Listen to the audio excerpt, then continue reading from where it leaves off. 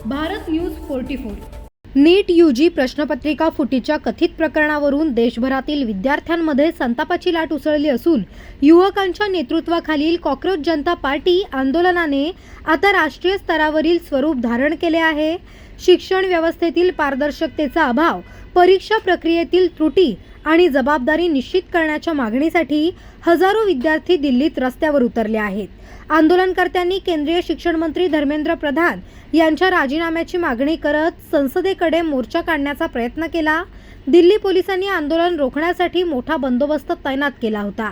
काही ठिकाणी आंदोलक आणि पोलिसांमध्ये धक्काबुक्की झाल्यानंतर अश्रुधुरांचा वापर करण्यात आला, तसेच लाठीचार्ज झाल्याच्याही घटना समोर आल्या। या संघर्षात अनेक विद्यार्थी आणि पोलीस कर्मचारी जखमी झाल्याची माहिती आहे। दरम्यान सरकारच्या वतीने आंदोलनकर्त्यांशी संवाद साधण्याचे प्रयत्न सुरू असले तरी विद्यार्थी संघटनांनी केवळ आश्वासन नव्हे तर ठोस निर्णयांची मागणी कायम ठेवली आहे।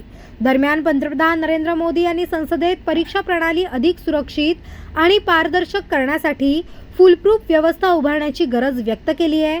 दुसरीकडे सीजीपी आंदोलनकर्त्यांनी शिक्षण व्यवस्थेतील सुधारणा, परीक्षांमध्ये पारदर्शकता आणि विद्यार्थ्यांना न्याय मिळेपर्यंत आंदोलन सुरू ठेवण्याचा निर्धार व्यक्त केला आहे। या आंदोलनामुळे देशभरातील परीक्षा व्यवस्थेवरील विश्वास, युवकांचा वाढता असंतोष आणि सरकारसमोरील आव्हाने पुन्हा एकदा चर्चेच्या केंद्रस्थानी आली आहेत।